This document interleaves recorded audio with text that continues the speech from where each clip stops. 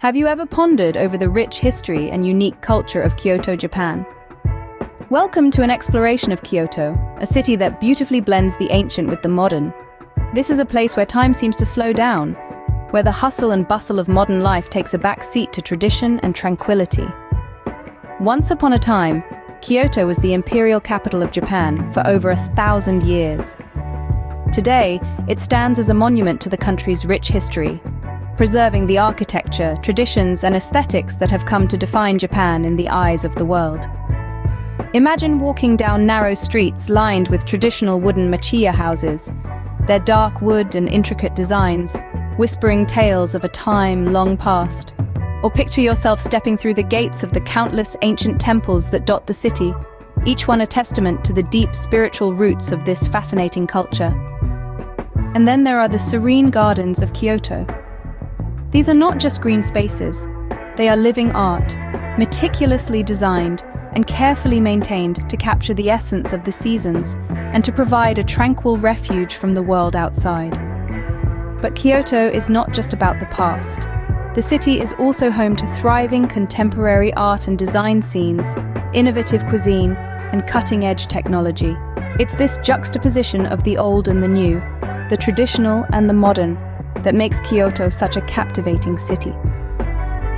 As we journey through the city's streets, past the glowing lanterns of Gion and under the torii gates of Fushimi Inari Shrine, as we explore the golden splendor of Kinkaku-ji and the towering bamboo groves of Arashiyama, we will unveil the enigma that is Kyoto, and you'll find that each site, each experience, is a piece of a larger puzzle, a thread in the rich tapestry of Kyoto's history and culture.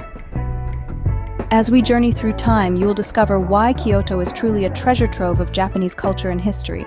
The tale of Kyoto begins over 1,000 years ago, when it served as Japan's capital. This was the Heian period, spanning from 794 to 1185, a time when Kyoto was not just the political heart of Japan, but also its cultural nerve center. Imagine a city meticulously planned and laid out, echoing the grandeur of the Chinese Tang capital, Chang'an. Kyoto was designed in a grid-like pattern, divided into blocks, much like a chessboard. This was a reflection of the Chinese influence and the admiration the Japanese had for their culture. The Heian period marked a time of unprecedented cultural growth and refinement, which was profoundly influenced by Chinese philosophy, art, and literature. It was during these years that Kyoto blossomed into a city of aristocrats, scholars, artists, and poets. They were the minds and hands that shaped the culture and ethos of the city. A significant highlight of this era was the development of a unique writing system known as kana. This was a turning point for Japanese literature, as it allowed for the expression of the Japanese language in a way that Chinese characters could not capture.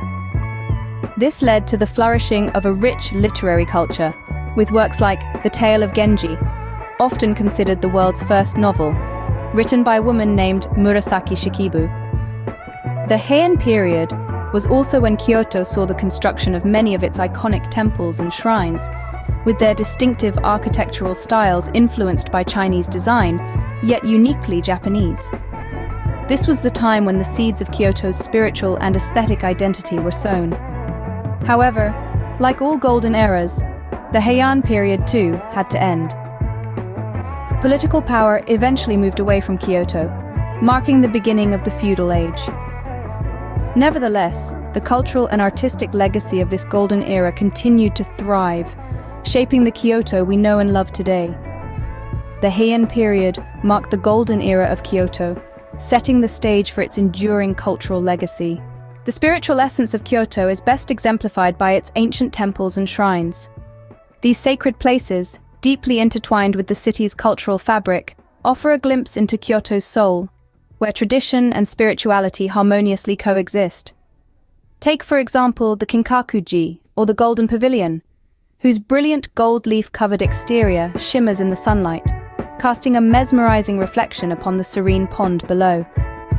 But this stunning temple is more than just a feast for the eyes. It represents the extravagant Kitayama culture that flourished in Kyoto during Yoshimitsu Ashikaga's reign in the 14th century. The pavilion's three distinct architectural styles, each representing a different era of Japanese history, further underscore its cultural significance. Then we have the Fushimi Inari Shrine, famous for its iconic Torii Gate pathway. It's a place of worship dedicated to Inari, the Shinto god of rice and agriculture. The countless vermilion gates, each donated by individuals or businesses hoping for good fortune, create a vibrant, seemingly endless tunnel that winds up the sacred Inari mountain. This shrine is a testament to Kyoto's agricultural roots and the enduring faith of its people. These are just two examples of the multitude of temples and shrines dotting Kyoto's landscape, each with its own tale to tell, each a chapter in Kyoto's rich historical narrative. They embody the city's spiritual essence, providing a quiet retreat for contemplation and reflection. They are places where past and present converge, where the noise of the modern world subsides, and the whispers of history can be heard. Kyoto's temples and shrines are not mere relics of the past. They are active sites of worship and community, where rituals and festivals are held, where people come to seek solace, express gratitude, or simply find a moment of peace amidst their busy lives. These sacred sites serve not only as a testament to Kyoto's spiritual heritage, but also as a mirror, reflecting the city's historical journey. Beyond its temples and shrines, Kyoto's aesthetic reveals itself in its gardens, geishas, and festivals. Let's start with the gardens. These are not just green spaces, but a meticulously crafted fusion of nature and artistry. They are the embodiment of tranquility, a silent narrative of the seasons, and a testament to Japan's reverence for nature. The design principles of these gardens are rooted in the concept of wabi-sabi, the beauty of imperfection. Each rock, water feature, and plant is carefully chosen and positioned to create a harmonious landscape that celebrates imperfection and impermanence. Now let's turn our attention to the geishas, the epitome of grace and sophistication. In Kyoto, geishas are not just entertainers, but custodians of traditional Japanese arts. They are trained in various disciplines like music, dance, and tea ceremony, embodying the elegance and finesse of Japanese culture. Their presence in Kyoto's society is a testament to the city's commitment to preserving its rich cultural heritage. And of course, we cannot talk about Kyoto's aesthetic without mentioning its vibrant festivals. These are not just celebrations, but a kaleidoscope of Kyoto's culture, history, and community spirit. They are a time when the city comes alive with colorful processions, traditional performances, and street food stalls. The festivals reflect the principle of mono no aware, the awareness of impermanence. They remind us of the fleeting nature of beauty, urging us to appreciate the present moment.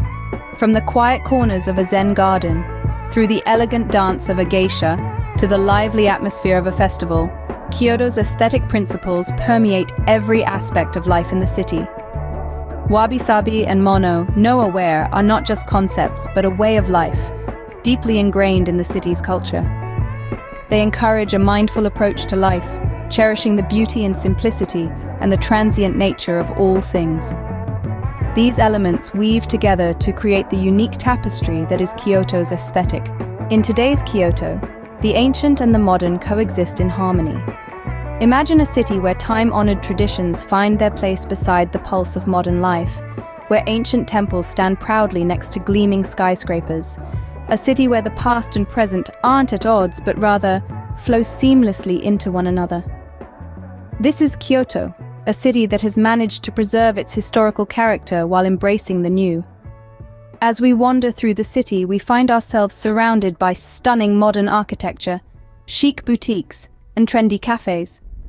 Yet just around the corner we might stumble upon a centuries-old shrine or a traditional tea house, as if we've stepped back in time.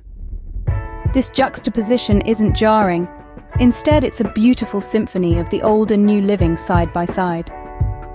But Kyoto's blend of the ancient and modern goes beyond its landscape. It's also evident in the city's cultural life. Traditional arts such as tea ceremonies, flower arranging, and geisha performances continue to thrive, yet they're often presented with a contemporary twist. The city's cuisine, too, showcases this delightful mix. While Kyoto is famous for its traditional kaiseki meals, it also boasts a vibrant modern food scene, with innovative chefs putting their unique spins on time-honored recipes. Kyoto's commitment to its cultural heritage is unwavering, yet it's not stuck in the past. The city is always evolving, always looking forward, yet it never forgets its roots. It's a place where ancient festivals are celebrated with the same enthusiasm as cutting-edge art exhibitions, where traditional crafts are as valued as the latest technological innovations. In Kyoto, the past is not something to be merely preserved in a museum. It's a living, breathing part of the city's identity, shaping its present and influencing its future. The city is a testament to Japan's ability to honor its past while looking towards the future, a place where history and modernity don't just coexist, but thrive together. Kyoto, with its unique blend of the old and new, stands as a testament to Japan's ability to honor its past while looking towards the future.